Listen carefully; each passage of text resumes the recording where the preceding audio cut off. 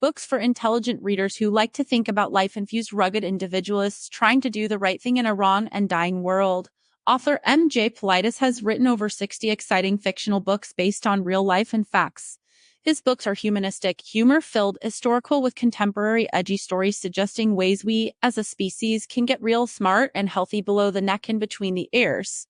To learn more about M.J. Politis books, visit www.lulu.com and search for him. That's spelled Politis.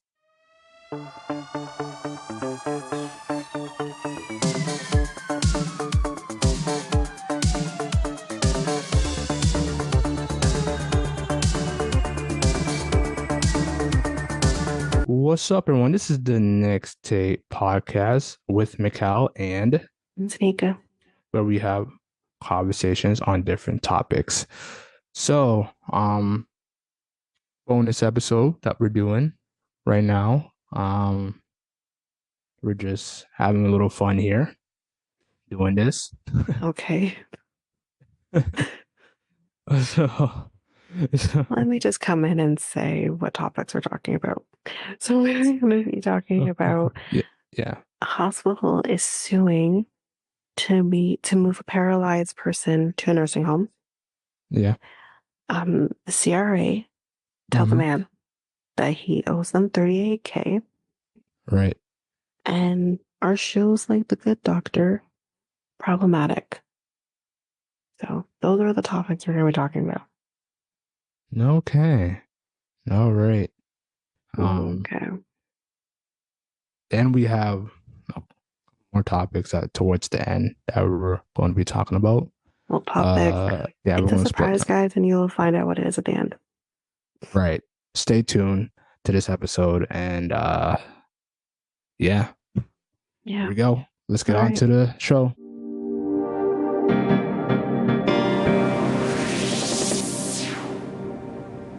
Okay, so the first topic. So, a person by the name of Alexis Ratcliffe is asking a question. What 18-year-old gets sued? So, Ratcliffe is the 18-year-old who is currently being sued by the hospital in Winston-Salem, North Carolina, that wants her to leave.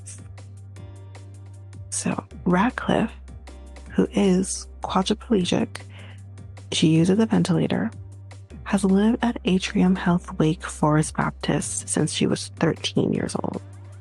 She wants to leave too, but not to the nursing home the hospital found for her in another state altogether. She wants to live in a home nearby, close to her family and her school. When she refused to move to the distant nursing home, the hospital sued her for trespass. It sounds really fucked up.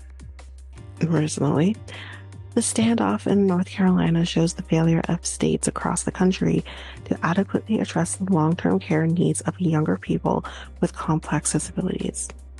This year marks the 25th anniversary of a U.S. Supreme Court opinion that found states have an obligation to help people with disabilities, young and old, live whenever possible in their own homes and not in institutions like hospitals or nursing homes.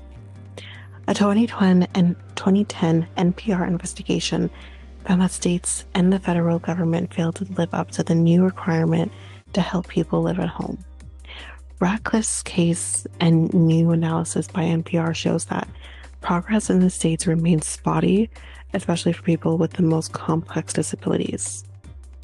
So in her hospital room, which is decorated with cards, posters, Disney memorabilia, Ratcliffe speaks softly under the persistent whoosh of that ventilator, which is a machine that pushes oxygen into her lungs. She says, quote, "I didn't ask to be here. It wasn't my choice. It wasn't my decision. I didn't want to be here. Unfortunately, I'm the one who got sued." She wants the state of North Carolina, where she has lived for her entire life, to find a house or apartment for her with aides and nurses. It's something the state has done for other people with disabilities similar to hers. And I mean, I personally think that's the better way to go than to add more strain onto now potentially a nursing home when that's a spot that could be used for someone else who actually maybe needs it or even wants to be there. I don't know if necessarily anyone really wants to be there, but you know what I mean. So she says, yes, I'm a quad, but I'm still a normal human being just like everyone else. I should be able to live life to the fullest of my abilities. Ratcliffe says to do that, she needs to stay near her family and the neighboring college that gave her a full academic scholarship. She recently began online classes with dreams of attending on campus one day. So the story of how she got to where she is. In February of 2008, when Ratcliffe was 18 months old, she was injured.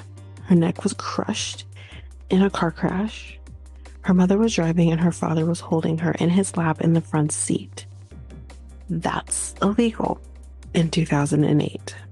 But anyways, Ratcliffe's mother was high on drugs at the time and was later convicted of multiple charges related to the accident and sentenced to prison.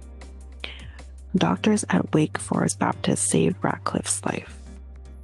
She was sent home to live with family. North Carolina's Medicaid agencies sent nurses and aides to the house to help care for the young child who needed a ventilator to breathe at the time and a wheelchair to get around. That's sad. That at such a young age she had to go through this. That arrangement ended when her grandfather developed serious health problems and gave up his house to move to an assisted living facility. In January 2019, when Ratcliffe was 13, she returned to the hospital. Except for one 6-month period when she stayed with a foster parent, she's lived there ever since, in the hospital. Dr. Kevin High, the hospital's vice chief academic officer, says this isn't about money. Medicaid pays for Ratcliffe's care. High says a hospital isn't a place for people to live long term, which is fair. I'm not arguing that. Except for a short time after Ratcliffe returned from her brief foster care placement, her health has been stable, according to the hospital's lawsuit.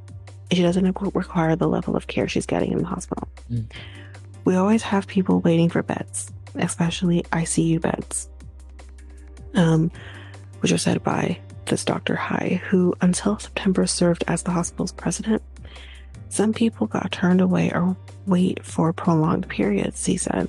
When you have people who stay in the hospital for a very long period of time like this. So I understand that you need the space for people who need to get in there, but then listen to what she's asking for and go accordingly, I guess. But Ratcliffe says she still needs the bed until care can be set up in a home or an apartment. Since Ratcliffe came back to the hospital in 2019, the level of care has been attentive and skillful. She's had no bed sores, no respiratory infections. Those can be common and deadly for someone of who's quadriplegic and on a ventilator. The nurses, doctors, and staff have been some of Ratcliffe's biggest supporters and her best friends. So she has this care, which is great, but, you know, we'll leave our thoughts to the end. I'm curious to know what you think, Mikel, but we'll wait to the end. So last spring, when Ratcliffe graduated from high school, staff on the pediatric side, because she was a part of the pediatric side until she turned 18, Brenner Children's Hospital threw a big party for her. In August, when she turned 18, they threw her an even bigger birthday celebration. But then the next day, officials at the healthcare center ordered her move to the adult side of the hospital and increased the pressure on her to leave at that point. With no nursing home in North Carolina willing to take her, the hospital found a nursing home a few hours away in Virginia. Dr. High notes that Ratcliffe initially said, okay. Well, what else was she going to say? She probably thought about it.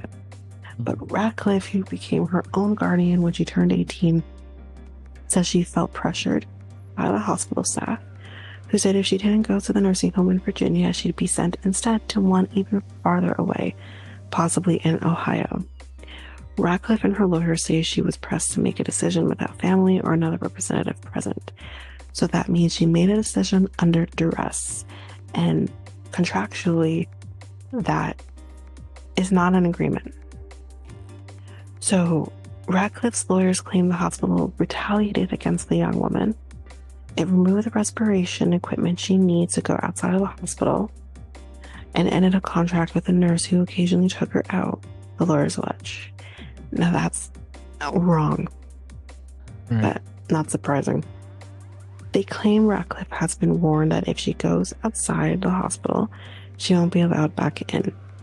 So since this has happened, she hasn't been outside since August, so almost a year. Interesting. Yep. So the hospital has tried before to discharge Ratcliffe. A family member says it found nursing homes for her in California and New Jersey, but it sparred with a judge from Ratcliffe's home county who halted the transfer. That order from a Surrey County District Court held until Ratcliffe turned 18. The hospital's lawsuit charging Ratcliffe with trespass was filed in September, the month after she turned 18. It said her continued refusal to move to a nursing home out of state, quote, constitutes a trespass, and asked a different court to require Ratcliffe to accept the placement.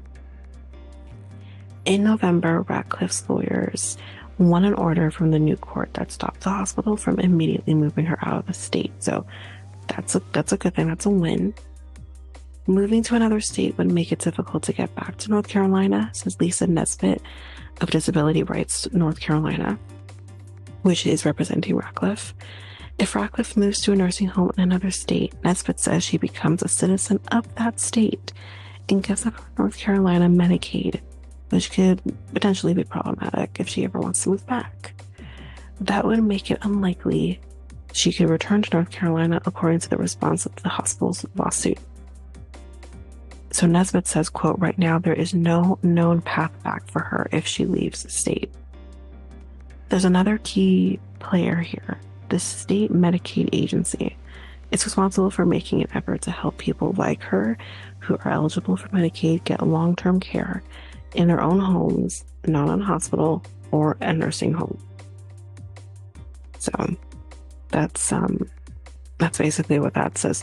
So give me a brief summary of all of this, because like it's a lot.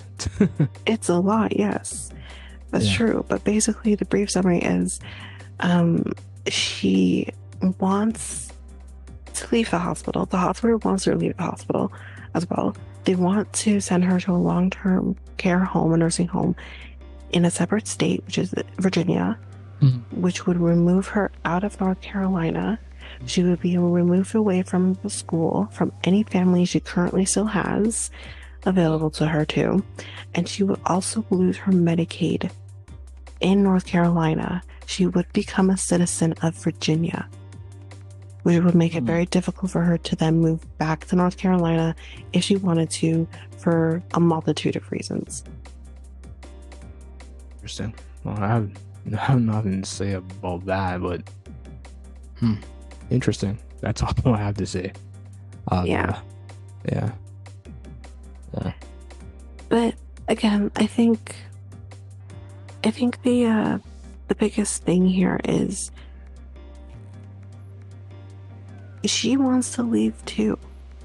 And it was said, apparently there was an investigation that kind of showed that there are cases of people who have, been in a similar situation as her and were able to get homes or apartments where they would then have aides for them, and that went through. I don't understand why it's not going through for her. Like, I don't understand that.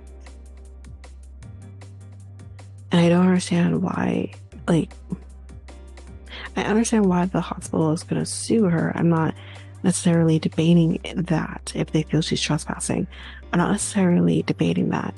However, there are ways to make sure she's getting what she wants. And it sounds to me that the hospital just wants to take the easy way out, personally. Right. So, I mean, there has to be a workaround. She didn't put herself in the situation. Her parents put herself in the situation that she's now currently in. And she's paying the price of that now. And it's just not fair that she's incapable of living a normal life. Just because she's, paralyzed, she's quadriplegic, she should still be able to live a normal life to whatever normal it means for her. And she's not going to get that in a nursing home.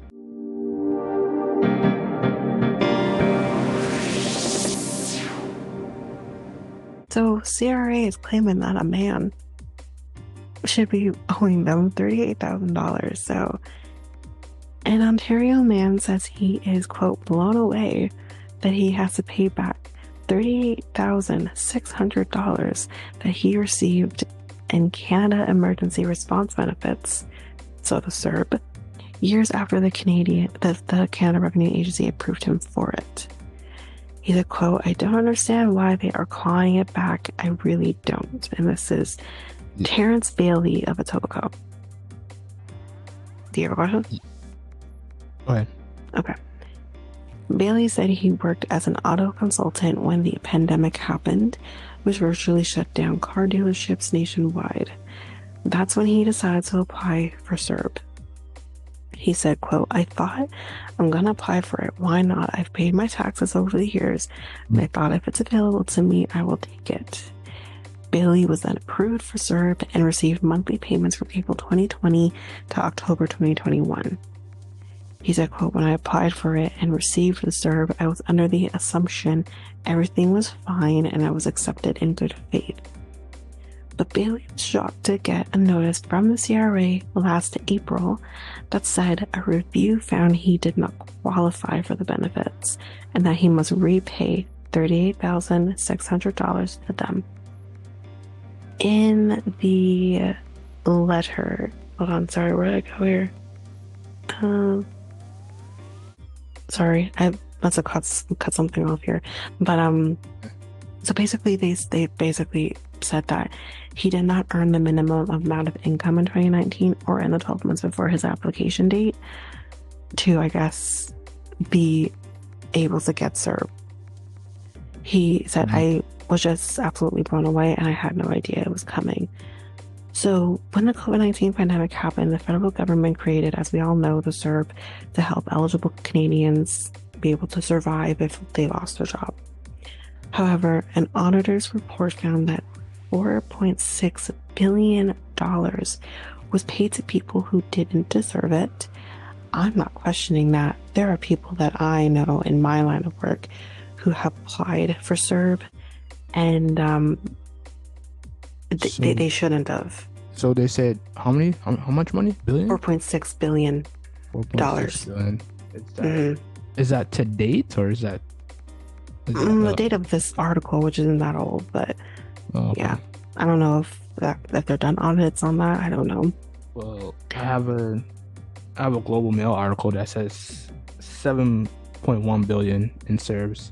Okay, so it has grown since this article. Oh, yeah. CRB overpayments still being collected. So yeah, and that's the thing. I'm gonna leave my thoughts to the end on this in a minute. Yeah. But yeah. So yeah, people deserve it, and yeah, CRA wants the money back. Yeah. A spokesperson for the Canada Revenue Agency told CTV News that these emergency benefits were developed to ensure businesses and Canadians got the help that they needed. Mm-hmm. They say, quote, given the unprecedented financial impact of the pandemic, that money needed to be delivered extremely quickly to millions of Canadians. The statement reads, adding, those who applied in good faith will not be subject to any penalties or interest. However, the Government of Canada made itself clear. Ineligible individuals who later have to repay amounts they had received, Canadians expect the CRA to ensure benefits are only paid to those who are entitled, and to do so in a manner which recognizes individuals and families who are experiencing significant financial hardship. Yeah. I remember during the pandemic, they were saying that as well. I remember that too. Yeah. Yeah. And then Justin Trudeau saying that, yeah, you're going to have to pay it back. And I thought he was joking. Well, I don't know if everyone has to pay it back. Like if you were, like if you did this in good faith, Yeah. But if you didn't, those were the people who would have to pay it back. Yeah. And go ahead. No, go ahead. Because I had owed, I did take the CERB at the time. You did take CERB, yeah. Yeah. So I had to owe it back, and I did. I had to take it out of my TFSA. So that's what I did. Just pay the CRA. I don't want to be in trouble with the government. So yeah, no, that's understandable. Like for me, I never would have been eligible for CERB anyway because I still was working. But I mean, again, like I understand. Like we'd have to pay it back, but I feel like for people at that time who needed it, shouldn't then later after the fact, like there are people who needed it, but then got a job or whatever after the fact or whatever, or their income tax returns from 2019 reflected they had decent income or whatever, right? But they needed it at the time, right? Yeah. I honestly, truly believe we pay enough in taxes that we shouldn't have to pay it back. If there are people who applied for CERB who, needed it. Didn't, no, hold on, my phrase. I already said that people who needed it, who didn't need it because they were working or they were frauding the government or whatever. Those are the people who I believe should pay it back. And trust me, I have seen cases in some of the files that we have because CERB is considered income, so we know when people have gotten CERB and stuff.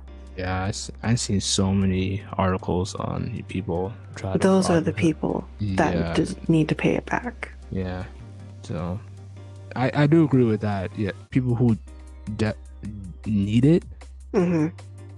I think they shouldn't have to pay it back. Yeah, they shouldn't have to pay it back. And someone like this guy who wasn't able to work because a car dealership, it was not an essential business, so he probably wasn't working at all.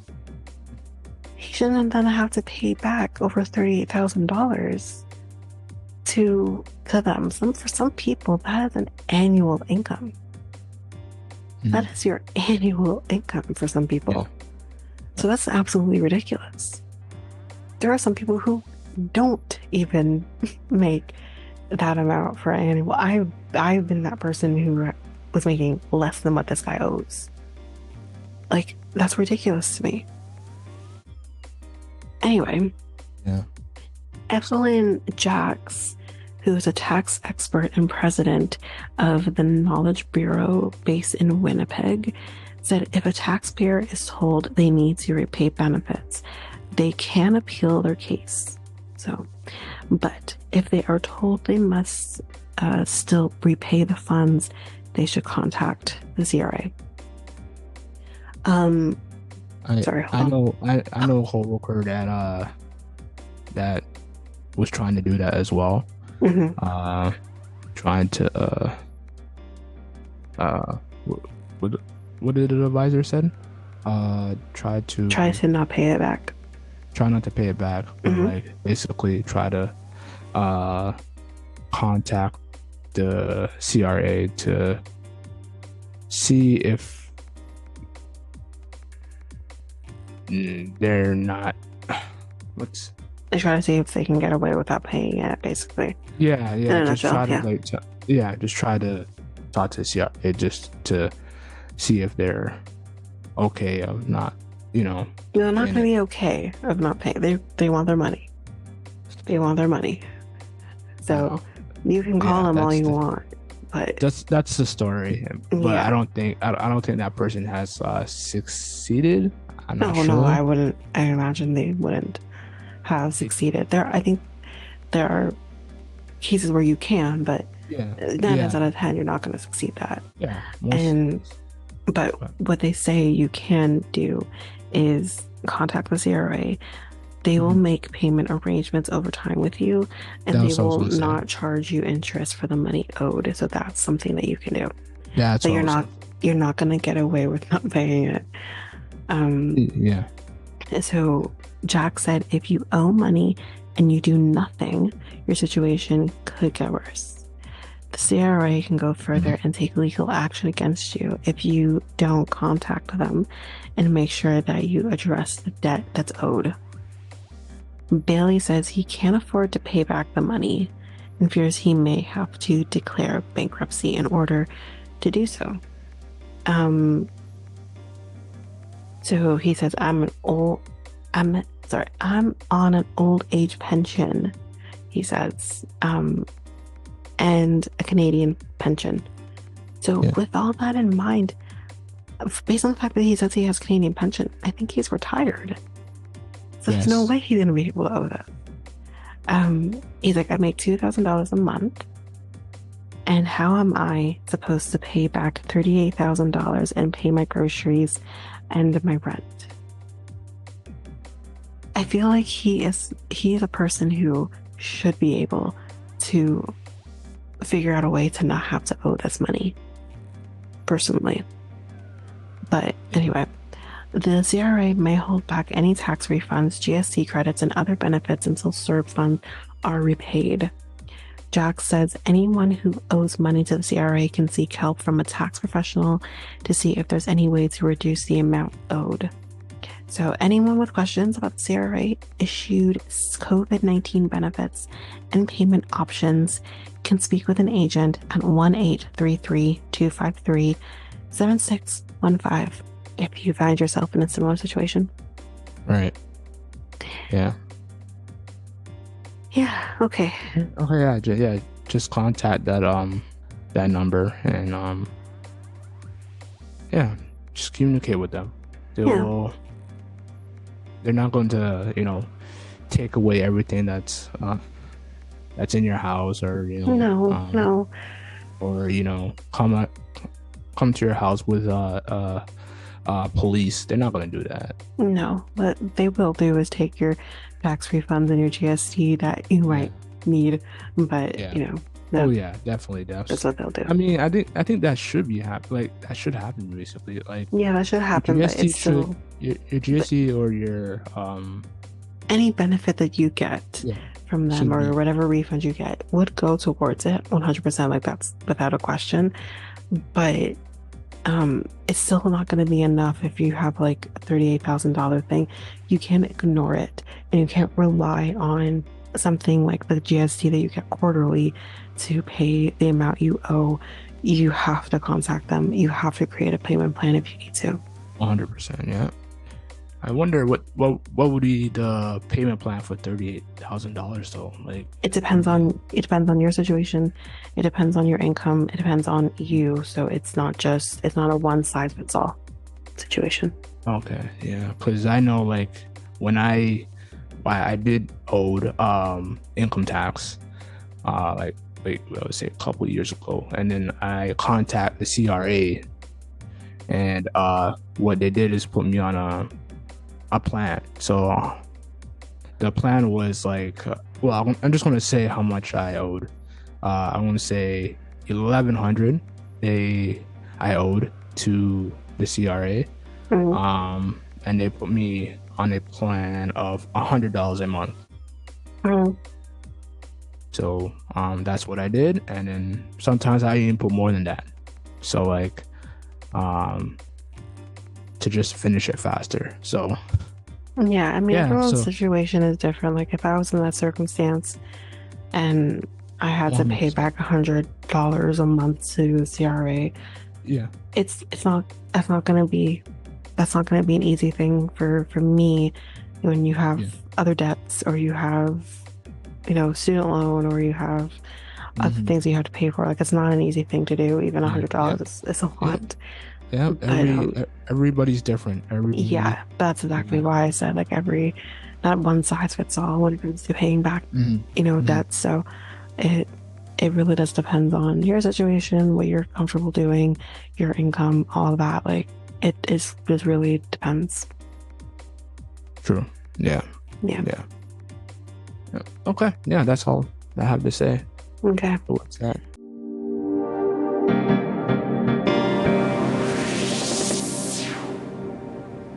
Topic number 3. Okay.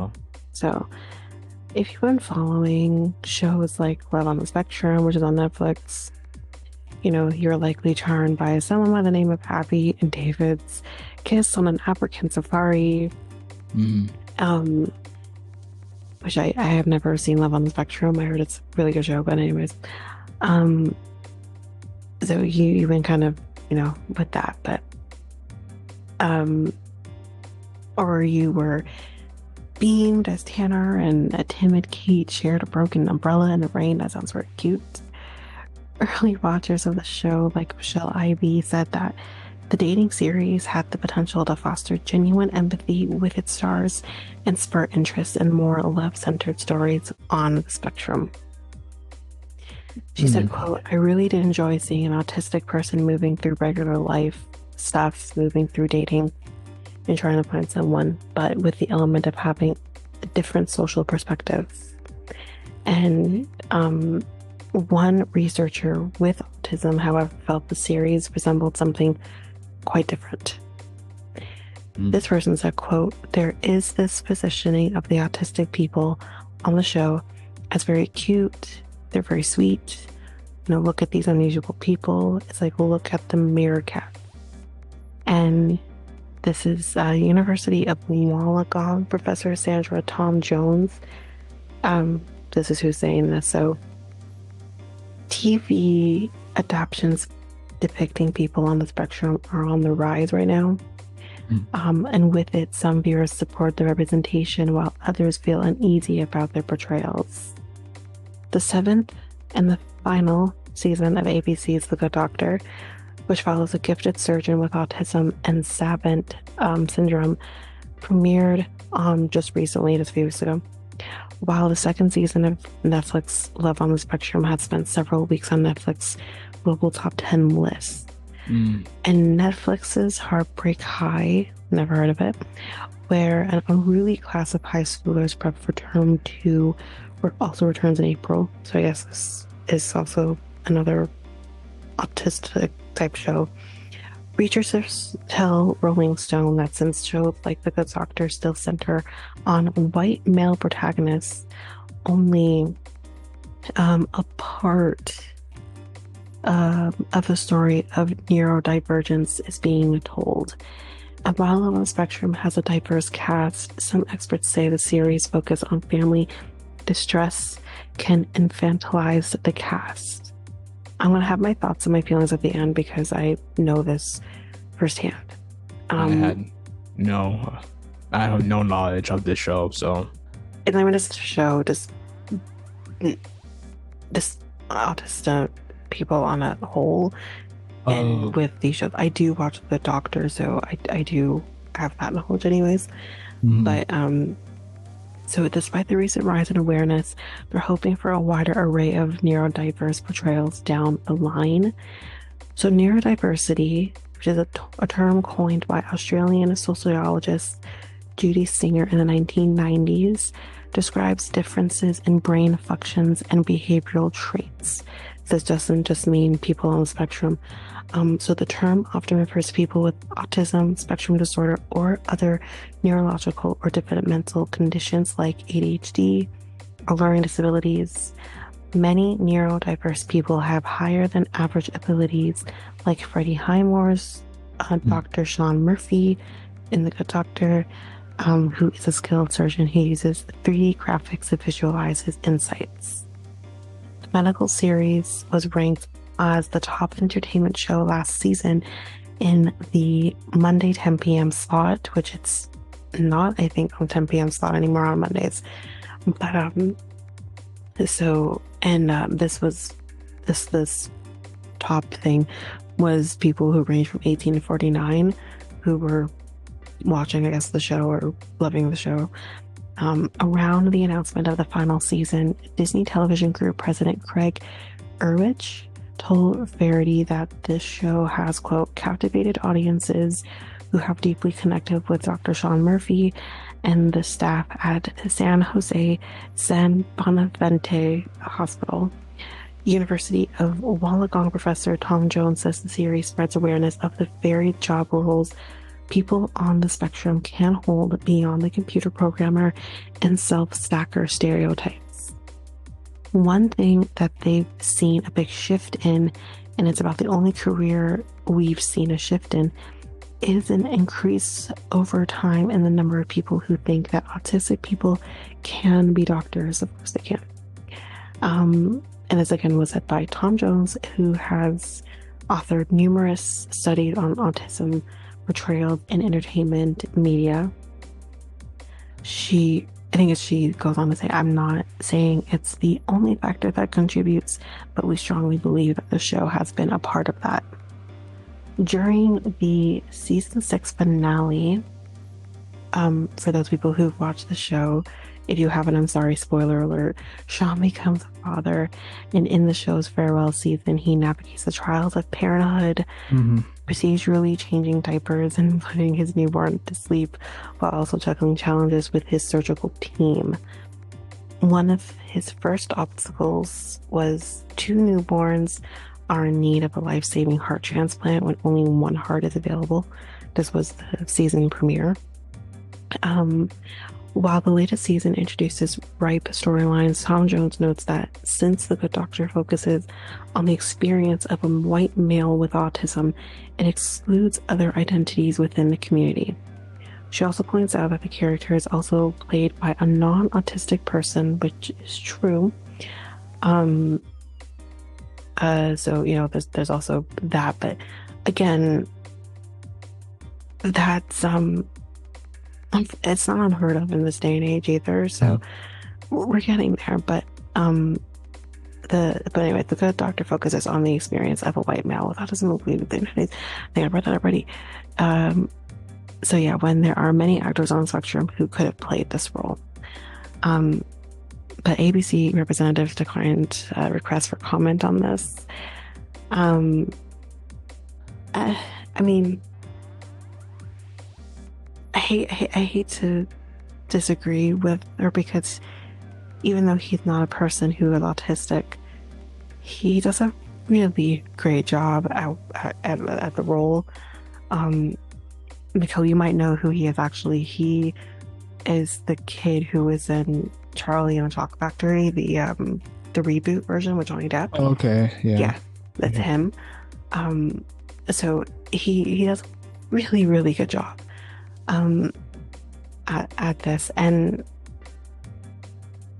so I understand what she's saying, but at the same time, and again, I think this article was written prior to there is a woman who is on the spectrum as well, and she is a first-year resident, and she came into this because of him, and the fact that he was able to achieve what he's achieved being an autistic surgeon. But which I think is really good to see her be on this and kind of see the trials and tribulations between her, as well as her and Sean throughout this, because even though they're both autistic, they're both very different in the things that they need and the things that they do, and they clash. So it's interesting to see that. But so yeah, to continue, I can be pretty confident that every female character I see on TV is played by a female actor. If I'm concerned about portrayal of children on television, I can be pretty confident that most of the children characters are played by children actors. That's where some of those controversies are going to remain, where we are always going to feel uncomfortable that we are portrayed in the media and the people portraying us are not us. That's what she says. Since 2010, following NBC's Parenthood and the discovery of Max Burkholder, which I never watched Parenthood. My mom did. I didn't watch Parenthood. Asperger's diagnosis, which is no longer referred to as Asperger's. Autism portrayals have only become more common, though the characters have been particularly diverse. Netflix's Atypical, which I have watched some of that, which seemed like a pretty good show to me, released in 2017, followed Kier Gilrich's Sam, an autistic teen with a fascination for penguins who's eager to start dating. Big Bang Theory was also #1 in the US that year, and many believe the sitcom protagonist Sheldon exhibited autistic stereotypes, which I think so too. In the show's spinoff, Young Sheldon continued the trope of the white male lead. But the one thing I'm gonna say is this Young Sheldon? Big Bang Theory as well as Young Sheldon. Because it's the same thing, right? It's both the same thing, but it's I heard they're making. Sorry for being a little bit off topic. I heard they're making another sequel towards that. No, I heard Young Sheldon's ending. No. What do you mean? For Young Sheldon, I think it's something. I don't know. It's Greg and I don't know. Oh God. I read something. But I don't know. I saw. Let me do my research and let me research. I mean, I don't think it matters to this right now. I know. Go ahead. But yeah, the thing I want to say though about Big Bang Theory and Sheldon is it was never expressly said that he was autistic. So I'm gonna push back a little bit on that because it was never expressly said that he was autistic. But I mean, I think it was pretty evident that he was. But yeah, so I'm going to push back a little bit on that. But so many portrayals of autistic people are white, adolescent, young adult males, typically from middle-class families. Where are the autistic females? Well, I just gave an example of autistic female. Where are the autistic people of color? Fair. Where are the autistic people with different presentations? That is starting to change, but very slowly. So in the years since, the shows like Freeform's Everything's Gonna Be Okay, Amazon's As We See It, and Love on the Spectrum attempt to change that by casting people with autism. The Emmy-winning reality series Love on the Spectrum centers on the realities of dating for neurodiverse people from a vast selection of backgrounds. Producers set up first dates and meet with coaches to prepare for the intimate interaction. The show's co-creators, Cian O'Cleary and Karina Holden, tells Rolling Stone they aim to present a myriad of voices within the autistic community.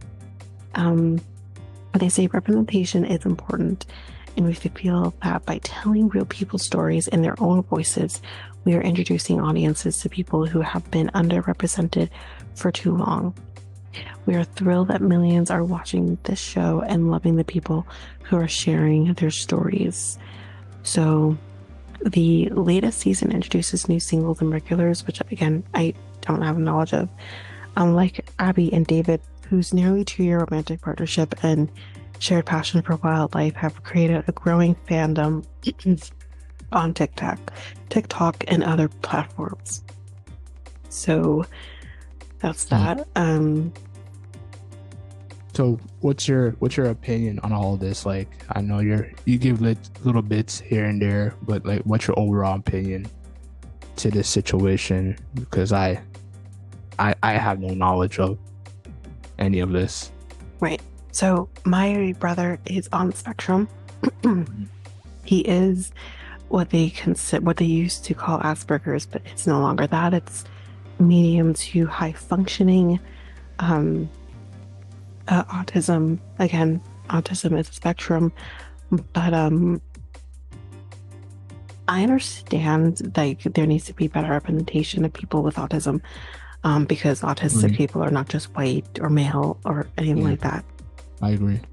But what I will say is I personally love The Good Doctor.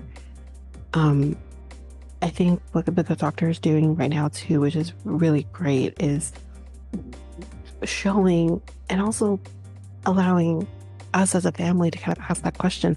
Wait a minute, because so as mentioned, Sean just became a father, and they are currently, for those who watch the show, Leah is trying to get back to work, and they are now kind of, the last episode just recently was them figuring out a nanny so they can get her back to work because she wants to get back to work. And she makes comments that he didn't even cry when I left. Like, she's like being that mom of, he didn't even cry. It's like he didn't miss me. And Sean makes a very good point here, which opened my eyes when I asked my mom this question. He's like, that's a sign of autism. Right. And I asked my mom, like, is it genetic? Because with my brother, like, when time comes and he decides he wants to have kids of himself, it's like, could this be something he passes on? And I think there's still so much research in autism and what it means in all aspects. So from my perspective, when it comes to shows like this, I'm gonna just say my brother, he kind of stopped watching The Good Doctor because of school and everything. But when this show started, this was the only show that we could get him upstairs at 10 o'clock on a Monday to watch the show with us. He, on his own, wanted to watch the show because this was kind of the first of its kind at the time where you had a show starring someone, showing someone who was like him. So yes, you may not be able to identify in all aspects, but you can identify in some. And for those who watch the show, you would know in the beginning, he had a lot of pushback from people who thought he could not be a great surgeon because he was autistic. So, and he's come a long way.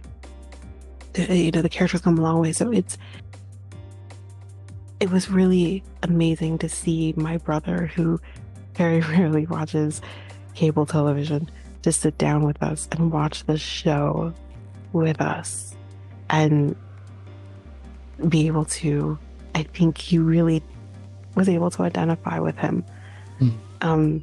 So I also do think, like, Hollywood should do more work with artistic people as well. So, like, do you feel like they need more to be done in terms of that? 100%. Like, I think, like, you could cast people. I'm not sure if the woman that is currently on The Good Doctor who is autistic, I'm not sure if she actually is. If she isn't, I mean, wow. But I mean, you would think the actor who plays John Murphy is also autistic, but he's not. But I do think a lot of work needs to be done to cast actual autistic people to play autistic roles. And yes, Love on Spectrum is doing that, but it's a reality dating show. You can't have a reality dating show and not have actual autistic people on the show. So that's like a different thing altogether. It's just like the trans community who wanted people who were transgender playing the role of transgender people. It's the same thing. It's also the same. It's also, I feel like it's also the same thing when white people play Asian people. I've never seen that.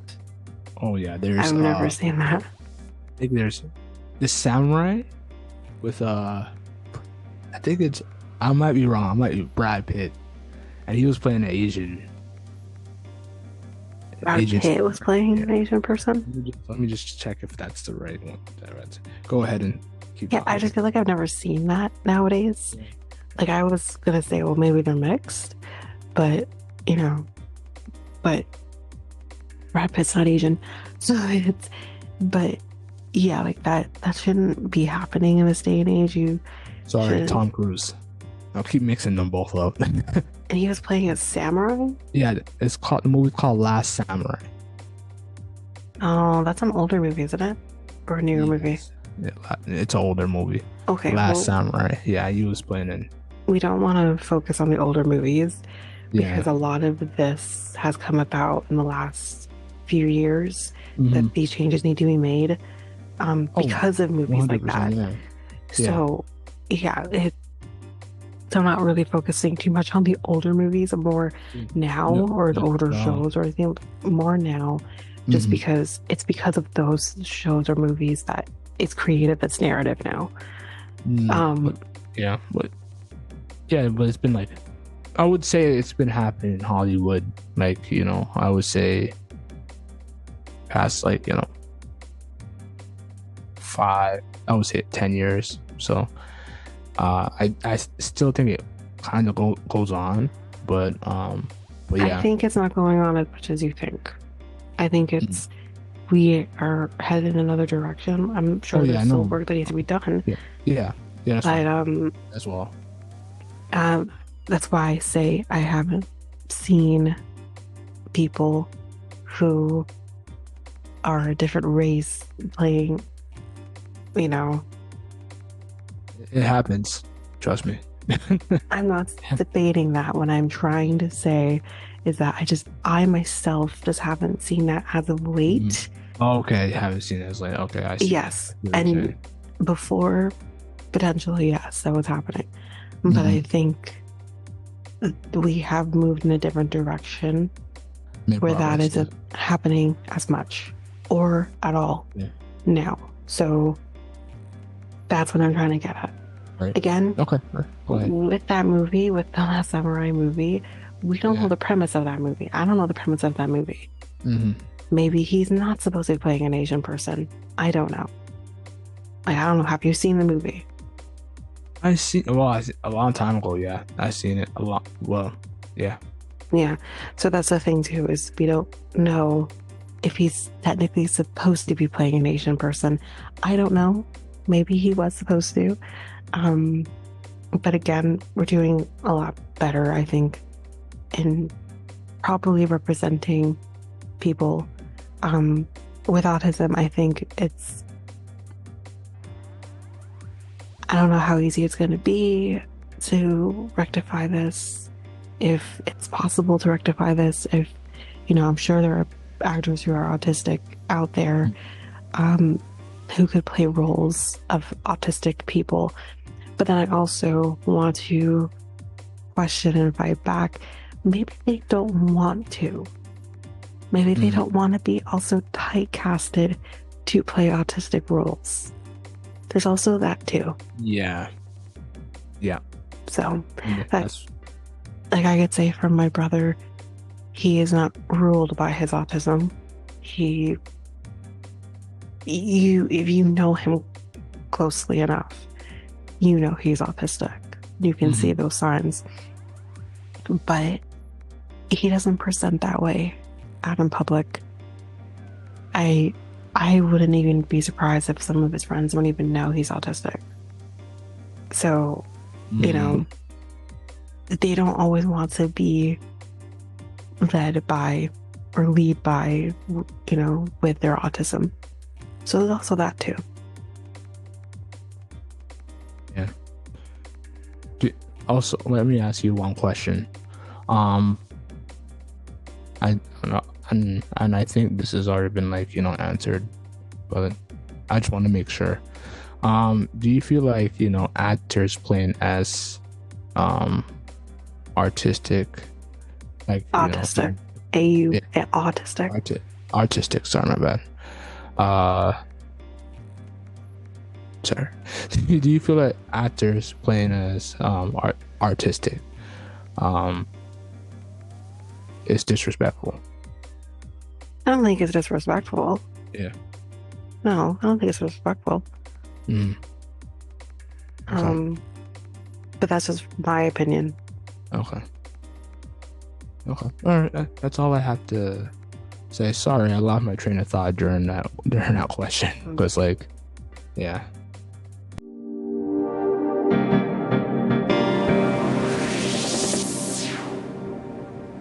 So I have Ramona with me. Say hi, Ramona. Oh, hi everyone. So we're here to talk about the Loblaws boycott. So you were telling me about this Loblaws boycott. What's the information about it? Yeah. I'm hearing basically. So, Yeah, go ahead. no, go ahead. I can continue. Okay. Um, I'm hearing that. Yes. Yeah. Go ahead. You go first, and I'll just add on. Okay, I'm hearing that basically people are boycotting Loblaws and for a month. Is that right? Yeah. Yes, that is true. Reasoning for this is because of obviously inflation, shrinkflation, as well as to lower the prices. Yeah, those are the main ones. It's not just Loblaws. We're gonna go through. It's the whole chain, right? So we're talking about Shoppers, No Frills, Fortinos, Longos, I think, and a lot of other like independent grocers, like those. Anything, in my opinion, is whoever takes up the PC cards, which I haven't found much information, but I think Esso gas station is a part of it as well because they also collect PC points, or you're able to redeem your points at Esso gas stations. Interesting. Yeah, I do notice that you can redeem your points at Esso gas stations as well. You can redeem your points at, like you just said, the chains of Loblaws, such as No Frills, Loblaws as well. What else? What else you were saying? Superstore, etc. So yeah. This is a, like you said, a boycott for. It's a hot topic. Yeah, it's a hot topic in Canada right now because people are fed up with the prices in Loblaws, and like Loblaws doesn't have really competition in Canada at Walmart. Like Walmart would be one. I think that's about it. Walmart. Who am I missing out again? Then there's also like Metro, Sobeys, Food Basics. We don't have much locations on Sobeys, right? We don't have.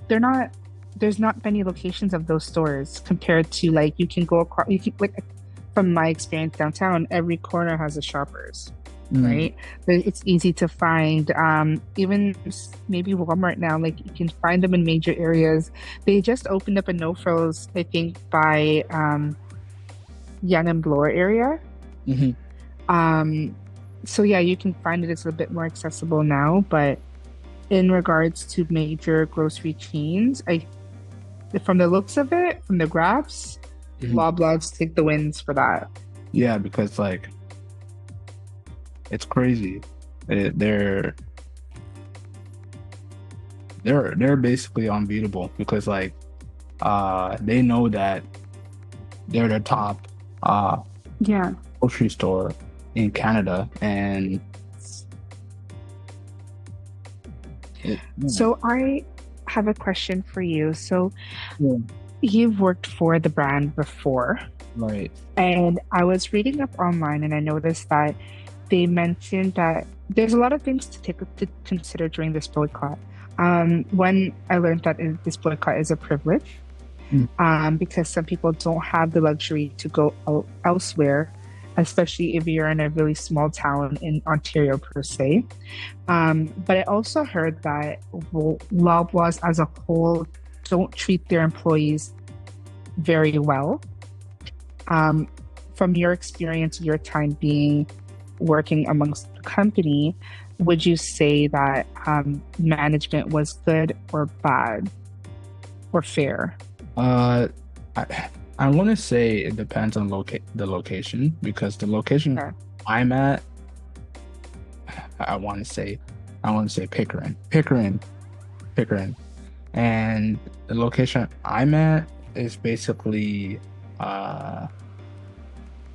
they didn't really treat me really well as an employee, because like a lot of places, you have to go by seniority, right? What I was in my department, I used to work overnights, and basically I would just get like one shift a week. One week overnight from 11 p.m. to 7 a.m. And basically, yeah, they treat you like, and I don't want It to. was just, yeah. I don't want to like disrespect, but there is some good things. They do have like benefits as well. Right. Okay. But as a worker, yeah, they do treat you like garbage there. Garbage. So I think yeah, as a full-time worker, different. Yeah. Go ahead. Sorry. So what I heard is that with this boycott happening right now, even if consumers don't shop, some of the employees, because management isn't the best place to work type of environment, they don't care about walking off the job either, right? Because now we have to also consider when boycotts happen, it does affect people's work hours. But in my opinion, I feel like that company's rich anyway, so if they have to pay the employees outside it can cover that. Like, I don't think they would care, to be honest with you. Yeah. They use a few employees because like they can hire somebody else, and but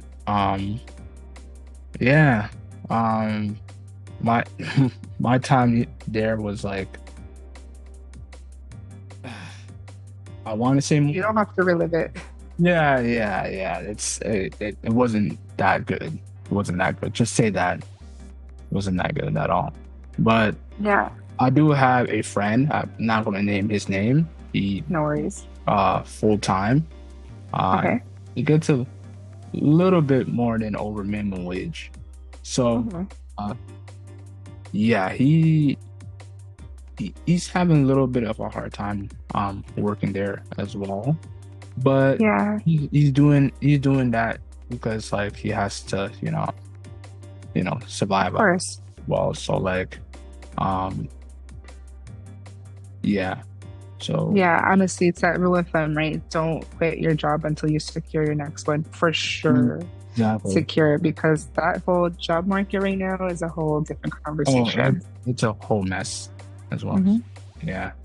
So the Loblaws Boycott organizer, as I'm seeing on the CP24 article, she is meeting with the CEO.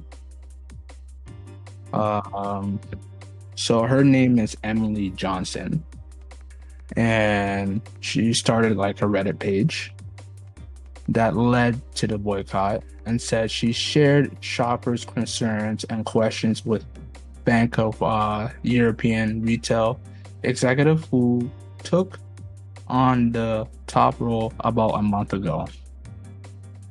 So she also said that obviously the boycott is still on, so like it's going to be all in May. But she said she is confident in the fact that we got an audience and we have their attention. So I'm thinking that's Loblaws. They have Loblaws' attention, and they are listening to what we have to say, what we want to do. So do you think this is going to work, like, at all, this boycott? So just for a example, like these are the demands that they are trying, her name is Emily, right? These are the demands that Emily has laid out. From what I understand, it's like an initiative, immediate 15% price reduction, signing the grocery code of conduct, which is in its last stage in development, and aims to enhance transparency, predictability, and fair dealing to make Canada's food chain more resilient. No further retailer-led prices increase for 2024, increased cost transparency, and clearly identifying items that are subject to inflation, which I think consumers need to be aware when an item has been now shrunk. from what its original price was. And it's fair. Like, I want to know because we normally go as a mother, we always buy the same things all the time, and then all of a sudden we'll be like, wait, this looks smaller. But you may think of yourself as crazy, but like every food item, like it says it's vegan or it's natural or whatever, I don't see why not just add if it's been shrunk or not. Because I mean, it's silly to say this, but it matters to some people, right? Another thing is commitment to affordable pricing, price caps on essential goods, and a commitment to end price gouging, with prices quickly reflective of current economic conditions. When inflation and food inflation cools, prices should cool to go with that as well. So do you think it's going to work or what it's expected? Yeah. To be fair, I want prices to go down, and I think it goes hand in hand if the key interest rate comes down as well. Right. Big conversation when you consider politics, right? Mm-hmm. But I hope with everything going on in this world, where everyone's pushing for some sort of movement, that they listen, because one person can change the world, right? Or if that's the right thing to say, like, yeah, I think it's gonna work to a degree. Like, if she was able to get, like, okay, realistically speaking, if someone, say you own a business, right? And it takes one person to ruin your entire business, that person's going to take time out of their day and sit down with Emily in this example and figure out exactly what's going to happen, what's going to work, and how can it be like a 50-50 where you're happy and I'm happy at the end of the day, because they're still going to make money regardless, right? Like, look how many seniors still rely on Shoppers and PC and all those brands, right? They're still not, it's not like they're not going to make money. It's just not going to be, if people are following through, they're not going to make as much as predicted. So I'm really interested to see what their next quarter is going to look like. Yeah. Okay. Yeah. I 100% agree with that. So, hopefully, I'm not expecting like a complete change. Yeah. What do you think is going to happen? I'm thinking that they will they'll look into it, and that's not going to be saying much at all. That's what they always say when they, you talk to a customer or anybody that wants to bring this thing to their attention. All they're going to say that we're looking into it. We're trying to, make things work with the customers. We're trying our best, and nothing ever happens. They acknowledge it, but they don't do anything. Yeah. There's also, go ahead. What? No, I wanted to say, I mentioned earlier that there is a privilege towards the boycott. And I said that because in rural areas, they only have a PC brand, right? Let's say a Loblaws brand. So my thing is, I heard an article where a lady goes to No Frills because that's who price matches now. So I hope, that this boycott rings Walmart's doorbell and says, let's open up price matching again.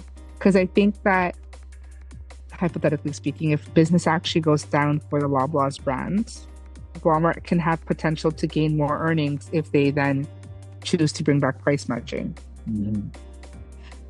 Okay, so then they also mentioned about multi-save products. Now, are you a fan of multi-save products? Multi-save, that's what you're saying, right? Multi-save?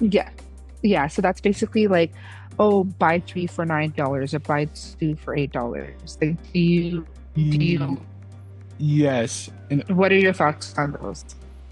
But on a reasonable price, because sometimes you look at bread, right? They have 2 for $7. I'm like, that's really expensive. I go to Costco for that price and get 3 for 6, and I'm happy. You get that for a bulk, and it's a better price, right? When you go to Costco, you get I'm heavy. bulkier stuff, which I understand that it can be expensive. Yeah. Because you're thinking about the long term when you're buying stuff Yeah. at Costco, right? Yes. Um, Yeah. when you go into Loblaws, it's a lot of less, I would say, less Yeah. bulkier stuff, and a lot of the items are just expensive. So yes, I am a fan of it, but it has to be a reasonable price.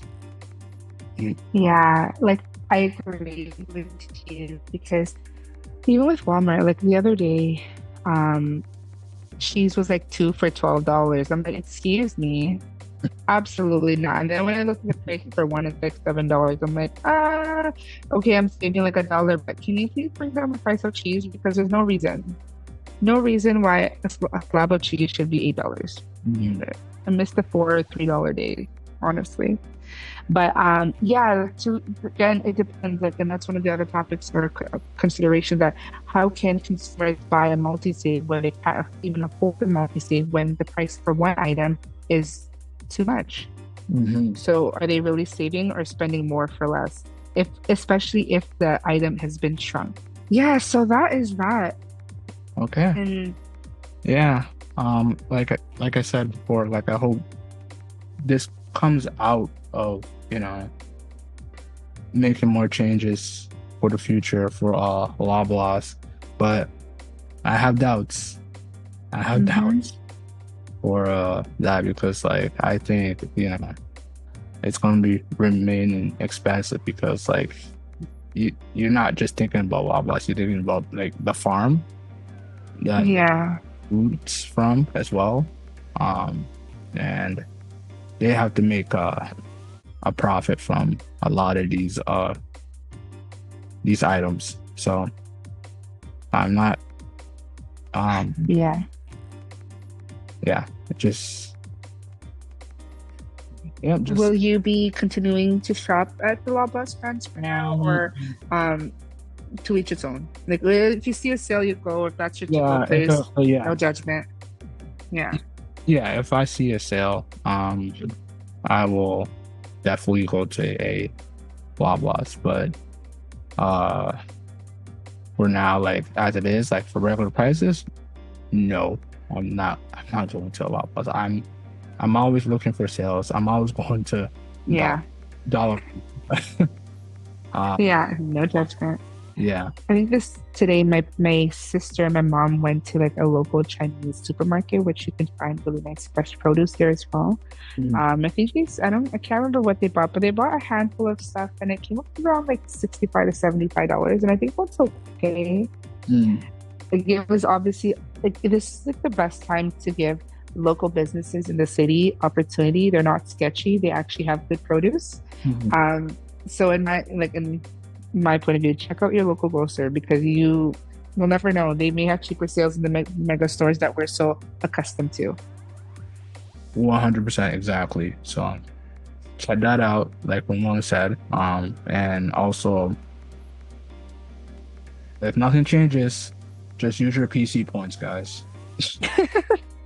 I actually don't have a PC points card. Well, yeah. Oh, register for one. So yes.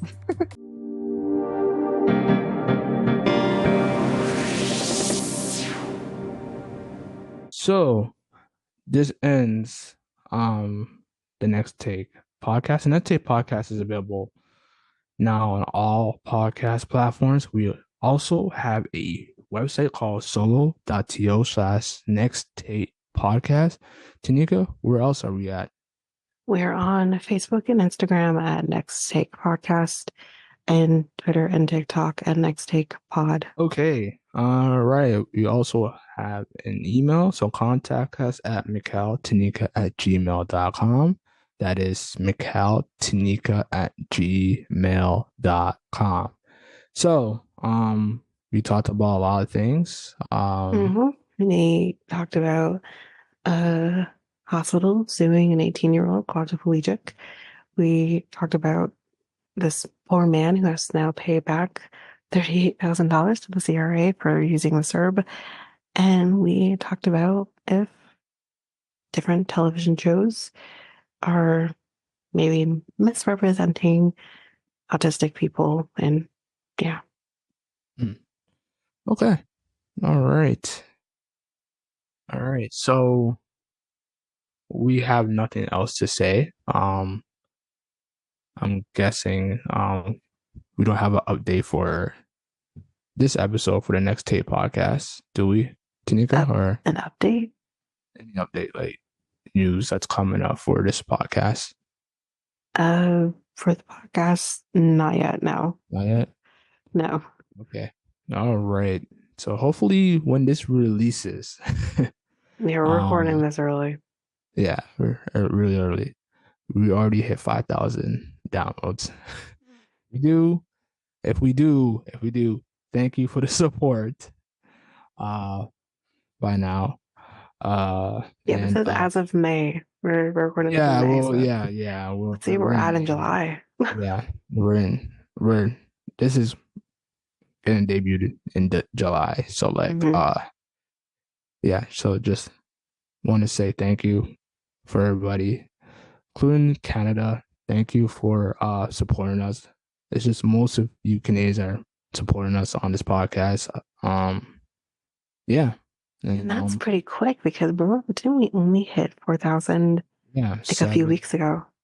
Oh yeah. Oh wow. Okay, we have talks because we might be in a position to do other things here. Well, we'll talk about it. Yeah, exactly. So we're only, how many episodes are we in so far? I know we're still in May. As of May, we just finished recording the episode 36. And so, by the time we hit July, we'll be somewhere in the 40s. But yeah, at this point, because this is what we're basing it on, at this point, we have only released 34 episodes.